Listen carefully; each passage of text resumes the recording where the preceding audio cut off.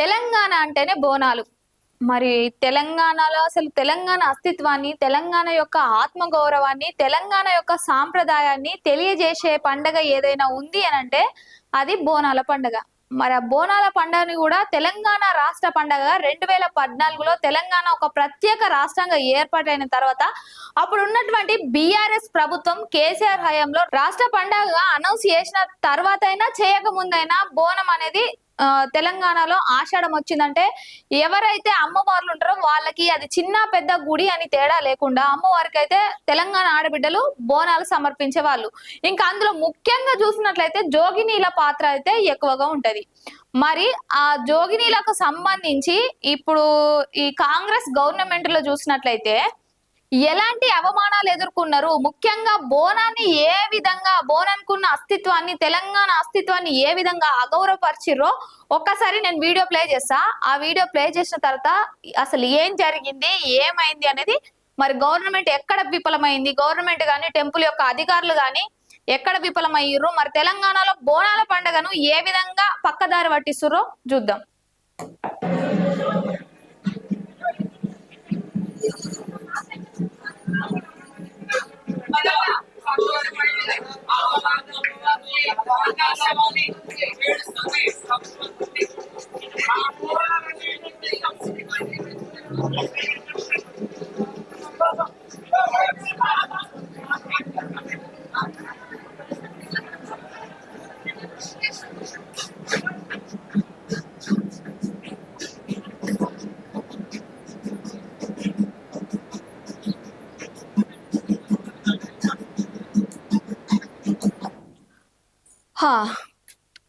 ఇక్కడ ఏం జరిగింది, మరి అక్కడ ఏంటిది ఆ వీడియోలు అంటే మనం చూడొచ్చు. ఇప్పుడు తెలంగాణలో ఆల్రెడీ బోనాల పండుగ స్టార్ట్ అయింది. ఇప్పటికి దాదాపు 15 నుంచి 18 రోజులు అవుతుంది. అమావాస్య నుండి ప్రారంభమైంది.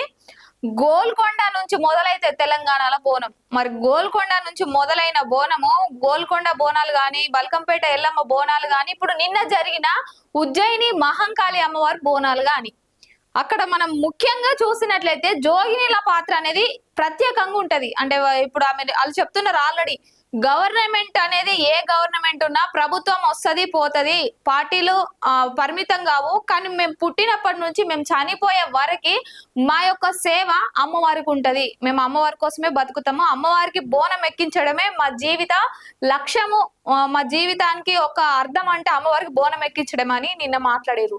అసలు వాళ్ళు ఎందుకు మాట్లాడాల్సి వచ్చింది, వాళ్ళకి జరిగిన అవమానం ఏంటంటే గవర్నమెంట్ అధికారులు ఏమని చెప్పుకున్నారంటే ఉజ్జయిని మహంకాళి అమ్మవారి దగ్గర వీళ్ళకి సంబంధించి ఆల్రెడీ మన బల్కంపేటలో కూడా చూడొచ్చు. బల్కంపేటలో కూడా ఈ జోగినీలకు సంబంధించి ఎలాంటి పాస్లు ఇవ్వలేరు. ఒకవేళ ఇద్దరికి పాస్లు ఇచ్చినా కూడా వాళ్ళని లోపలికి అనుమతించలేదు. అనుమతించకపోయేసరికి కూడా వాళ్ళు అక్కడ కూడా నిరాశకు గురయ్యారు. తర్వాత కూడా మొన్న మీటింగ్ జరిగింది. మళ్ళీ ఎవరు దేవాదాయ శాఖ వాళ్ళ మంత్రులు గాని, లేకపోతే మొత్తం ఒక కమిటీ, ఒక సమీక్ష సమావేశం నిర్వహించి ఈ జోగినీలందరినీ కలిసి మీటింగ్ అటెండ్ చేసి మీకంటూ ఒక సెపరేట్ టైం ఇస్తున్నాం, మీకు ఒక ప్రత్యేక టైం ఇస్తున్నాం. మళ్ళీ మీ ఉన్న జోగినీలు అందరు కాకుండా ఎవరైతే ఎక్కువ పబ్లిసిటీ ఉన్న వాళ్ళు, ఎవరైతే ఎక్కువ ఇన్ఫ్లుయెన్స్ ఉన్న వాళ్ళకు కేవలం 5గురికి సెలెక్ట్ చేసి పాస్ ఇస్తాము, వాళ్ళే వచ్చి అమ్మవారికి బోనం సమర్పించాలని చెప్పిర్రంట. చెప్పిన తర్వాత మరి అదే విధంగా ఏర్పాట్లు చేయాలి కదా. వాళ్ళు 3 గంటలకు అక్కడ అమ్మవారికి బోనం సమర్పించడానికి జోగిని శ్యామల, నిషా క్రాంతి, వైష్ణవి బోనం, ఇట్లా కొంతమంది అవిక బోనం, వీళ్ళందరూ కలిసి బోనం తీసుకొని వెళ్తే అక్కడ ఏమైనా తోపులాట జరిగింది. వీళ్ళు దాదాపు ఒక 10 నుంచి 15 కిలోల వెయిట్ తలపైన పెట్టుకొని చేతులు పట్టుకోకుండా మొత్తం అలంకరించుకొని నృత్యం చేసుకుంటూ ఆ సౌండ్ కి తగ్గట్టు పోతరాజుల మధ్య అట్లా ఇట్లా చేసుకొని అమ్మవారిని దర్శించుకోవడానికి, అమ్మవారికి బోనం సమర్పించడానికి వస్తే వాళ్ళకు వీళ్ళు కల్పించిన సౌకర్యాలు ఏంటి, తీరా చూసినట్లయితే బోనం కింద పడిపోయింది. అంటే అక్కడ ఒక అపశృతి అనేది జరిగినట్టే కదా. వాళ్ళు కూడా ఏడుస్తున్నారు. అమ్మవారికి మేము సమర్పించుకునే బోనం నేలపాలు చేసిర్రు, అమ్మవారికి ఆక్రోశానికి గురైతారు, ప్రభుత్వాన్ని ఆల్రెడీ మేము హెచ్చరిస్తున్నాము, ప్రభుత్వం ఇలా చేయడం కరెక్ట్ కాదు, 5గురికి పాస్లు ఇచ్చి 5గురికి కూడా కనీసం ప్రత్యేక వెసులుబాటు కూడా కల్పించలేకపోయింది అని వాళ్ళు మాట్లాడడం కూడా జరుగుతుంది. వేదికల పండుగ, రాజకీయ నాయకుల పండుగలు అవుతున్నాయి. మా శివశక్తులకు అయితే ఆస్కారం లేదు. ఇంకా పోను శివశక్తులు కనుమరుగైపోతారేమో. ఎందుకంటే మీరు హంగులు, ఆర్భాటాలు కోట్లు ఖర్చు పెట్టి చేస్తున్నారు. వాయిద్యాలు, అలంకరణలు, ఈ పువ్వులు, దండలు, బోనము, నైవేద్యం ఎక్కడి నుంచో మేము ఎక్కడెక్కడ ఉంటాము, రాష్ట్ర నలుమూలల నుండి భక్తులందరూ వస్తారు ఇక్కడికి. కానీ ఎవ్వరు కూడా ప్రతి ఒక్కరికి శివశక్తులను ఇక్కడికక్కడ కట్టుదిట్టం చేసినట్టు ఇక్కడి నుంచి అక్కడ వరకు వాయిద్యాలు పెట్టిస్తానన్నారు. పోలీస్ డిపార్ట్మెంట్ అక్కడ ఎల్లమ్మ గుడి దగ్గర కూడా ఓన్లీ పోలీసు వాళ్ళే రథం తీస్తున్నారు. ఇక్కడ కూడా రేపు రంగం అయిపోయాక పోలీసు వాళ్ళే రంగం అది తీస్తారు. నిజంగా కోరుకున్నాము మంచి ప్రభుత్వం రావాలి, బాగా చేయాలి, బోనాల పండుగని కల్చర్ ని బాగా ఎలివేట్ చేయాలని ఆశిస్తున్నాము, ఆశించాము. ప్రభుత్వానికి పలు విధాలుగా సహాయపడుతుంది. ఇక్కడ చూడొచ్చు జోగిని శ్యామల గారు మాట్లాడుట్లా అసలు తప్పే లేదు. 100% ఆమె మాట్లాడింది కరెక్ట్. ఎందుకంటే ప్రభుత్వం గొప్పలు చెప్పుకుంటుంది.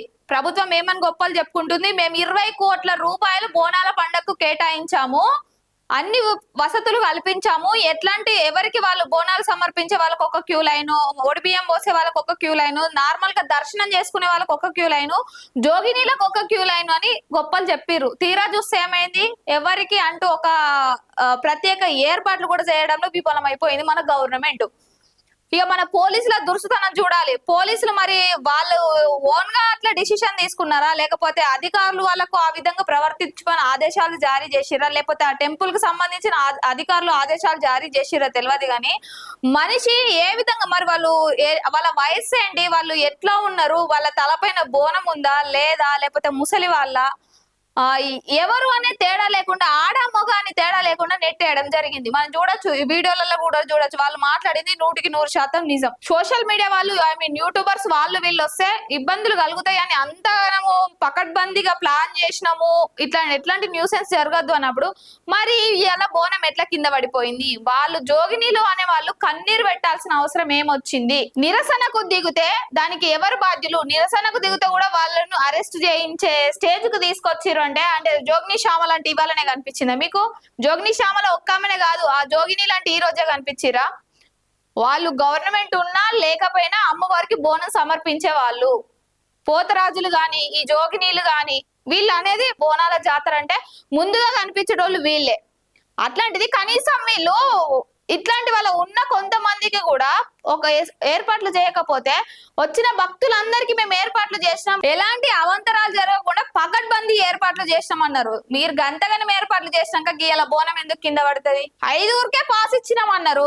5ఊరికి పాస్ ఇస్తే కనీసంగా 5గురికే మీరు సౌకర్యాలు ఏర్పాటు చేయలేకపోయారు అంటే తెలంగాణ రాష్ట్ర ప్రజలకు మీరు న్యాయం చేస్తారు, ఒక భద్రత కల్పిస్తారని ఏ విధంగా నమ్ముతారు ప్రజలు మిమ్మల్ని? ఇదేనా మన తెలంగాణ యొక్క అస్తిత్వాన్ని విదేశాలకు ప్రపంచానికి చాటు చెప్తున్నామంటారు? బోనాల పండగ రాష్ట్ర పండగ వాళ్ళు చెప్తున్నారు.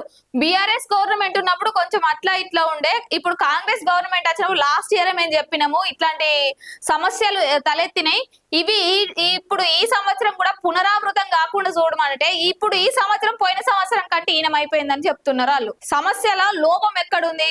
ఈ సమస్యకు అసలు ఈ ఏదైతే జరిగిందో బోనం కింద పడడం గాని, పోలీసులు అటు ఇటు నెట్టేయడం గాని, అక్కడ ఒక గందరగోళం అనేది ఏర్పడిన తర్వాత దానికి అసలు కర్త కర్మ క్రియ ఎవరు? ప్రభుత్వ వైఫల్యమా, దేవాలయానికి సంబంధించిన అధికారుల వైఫల్యమా, లేకపోతే ఇది కూడా ప్రజల మీదకే దోస్తారా, లేకపోతే జోగినీల మీదకి దోస్తారా? అప్పటికి మేము చెప్పినా కూడా వాళ్ళు వచ్చిర్రు, అక్కడ క్రౌడ్ ఏర్పడింది అని అంటారు. రేవంత్ రెడ్డి వచ్చిండ్రు, పొన్నం ప్రభాకర్ వచ్చిర్రు, ఆమె దేవాదాయ శాఖ మంత్రి అయినటువంటి కొండ సురేఖ వచ్చిర్రు, వీళ్ళందరూ వచ్చిర్రు. అంటే విఐపీలకు ఒక దర్శనం, వీళ్ళకి ఒక దర్శనం. ఎవరికి ఇచ్చే టైం వాళ్ళకి ఇవ్వాలి కదా. ఎవరు ఏ విధంగా దర్శనం చేసుకోవాలో ఆ విధంగా దర్శనం చేసుకొని ఇవ్వాలి కదా. అది లేకుండా అంటే పైసలు ఉన్నోడికి ఒక లెక్క, పైసలు లేనోడికి ఒక లెక్క. అవన్నీ పక్కన పెడితే మన సికింద్రాబాద్ ఉజ్జయిని మహంకాళి అమ్మవారి జాతరలో సాధారణ టైంలో వచ్చే భక్తులు టికెట్ తీసుకొని, అంటే టెంపుల్ కి కూడా కొంచెం బడ్జెట్ రావాలన్న విధంగా టికెట్స్ పెట్టిరంటే లెక్క అనుకోవచ్చు. ఇప్పుడు కూడా కమర్షియల్ చేస్తే లక్షలాది మంది భక్తులు వస్తే వాళ్ళు ఇబ్బందులు పడతారని తెలియదా? గంటలు చిన్న పిల్లల్ని ఎత్తుకొని వస్తారు, ముసలోళ్ళు వస్తారు, అందరు వస్తారు, గర్భిణీలు వస్తారు. అట్లాంటి వాళ్ళకి కూడా కనీసం ఏర్పాట్లు చేయలేకపోతే ఎందుకు మన ప్రభుత్వం? ఈడీ ఆఫీసర్ ఏం చేస్తారు? ఇప్పటి వరకు కూడా దానిపైన ఎట్లాంటి నోటీస్ కానీ రిలీజ్ చేయలేదు. మరి వాళ్ళ క్షమాపణలు చెప్పడమో, లేకపోతే ఇట్లా జరిగినందుకు తప్పైంది, ఏదో ఒక దగ్గర లోటుపాటు వల్ల ఇట్లా జరిగిందని ఇప్పటికి కూడా ఒక రియలైజేషన్ అనేది రావట్లేదు. ఇక పోలీసులు అయితే మరి ఆ పోలీసులు ఏం చేస్తున్నారో అర్థం కాదు. అక్కడ క్రౌడ్ ని కంట్రోల్ చేయడం రాకపోతే ఎందుకు మనం డ్యూటీ చేసుడు? ప్రభుత్వం చెప్పిందా? వచ్చిన భక్తుల్ని నెట్టేయమని ప్రభుత్వం చెప్పిందా? వాళ్ళు ఫేమస్ పర్సన్స్, మీరు పాసులు ఇచ్చిన వాళ్ళు 5గురు వస్తేనే వాళ్ళకి గట్లాంటి గతి పట్టిందంటే ఇంకా సామాన్య ప్రజలు వస్తే వాళ్ళని మీరు ఇంకా చీమలు లెక్కనే తొక్కి పారేసే వాళ్ళు కావచ్చు. వాళ్ళు డిమాండ్ చేస్తున్నారు, మరి చిలికి చిలికి గాలివాన అవుతుందా ఏమైతుందో తెలియదు. ఏదైపోయినప్పటికీ తెలంగాణ బోనాల్లో ఒక అపశృతి అయితే జరిగిందని చెప్పొచ్చు. ఆ బోనానికి గౌరవం అయితే నేలపాలు అయిందని చెప్పొచ్చు. కిరీటం పడిపోయిందనే చెప్పొచ్చు. వాళ్ళు ఆల్రెడీ అంటారు, బోనం పడిపోతే మా కిరీటం పడిపోయిన విధమే మేము అలానే స్వీకరిస్తామని అలా నిరసనకు కూడా దిగడం జరిగింది. వాళ్ళు డిమాండ్ చేస్తున్నారు, ఎన్విరాన్మెంట్ అధికారిగా ఒక జోగిని ఉండాలి. జోగిని అంటే నేనే ఉండాలని కాదు, మా దాంట్లో మా కమ్యూనిటీలో ఎవరున్నా పర్లేదు, మాకంటూ ఒక గుర్తింపు రావాలని కూడా నిన్న ఆడ నిరసన చేయడం జరిగింది. మరి ఇప్పటి వరకు అయితే ఎలాంటి సమాధానం అయితే మరి ప్రభుత్వం నుంచి కానీ లేకపోతే పోలీస్ డిపార్ట్మెంట్ నుంచి కానీ టెంపుల్ కి సంబంధించిన అధికారులు ఉంటారు కదా వాళ్ళ నుంచి ఎలాంటి ఒక సమాధానం అయితే రాలేదు. మరి ఈ 2-3 రోజులలో మరి ఇప్పుడు రంగం అయిపోయిన తర్వాత కూడా మరి వస్తుందో రాదో తెలియదు. చూడొచ్చు, మొన్న రీసెంట్ గా ఎక్కడ బల్కంపేట ఎల్లమ్మ దగ్గర కూడా భక్తులకు దర్శన భాగ్యం కల్పించిరో లేదో తెలియదు. మరి చూడాలి దీనిపైన ఎలాంటి చర్యలు తీసుకుంటారు. మరి దీనికి ఏదైతే సంఘటన జరిగిందో ఆ సంఘటనకు బాధ్యత ఎవరు వహిస్తారు అనేది అయితే వేచి చూడాలి.